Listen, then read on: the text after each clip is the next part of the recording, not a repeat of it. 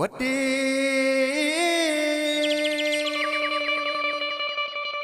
วัดดีเสียงนี้มีเงาตั้งเราเตะเป่งกันตั้งลำเตะปีลงติดไม้ไข่ลำเนอสู่อิดเนอ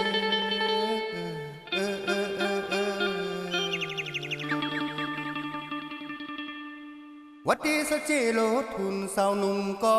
อันเก่าเราก็เตียนเอาเลยว่ากำในเตเฮ็ดหือนอนางไว้นางก็นางเอาเตไว้พองเมืองเป็งนี้เพราะว่า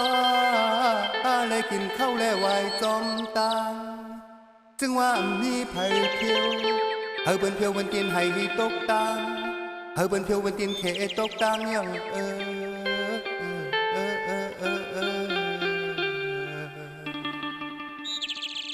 วันเอาตีไว้พองมือตั้งลงเมืองเป็น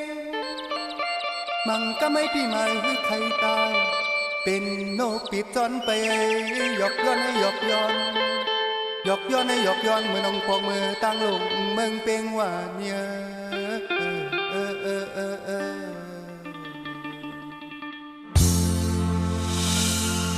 น้องสาวอ่อนเมือง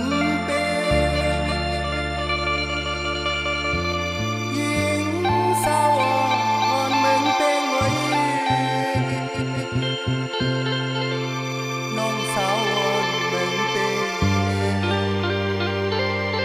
ถึงวันหนึ่งใจเอาเตะบอดมา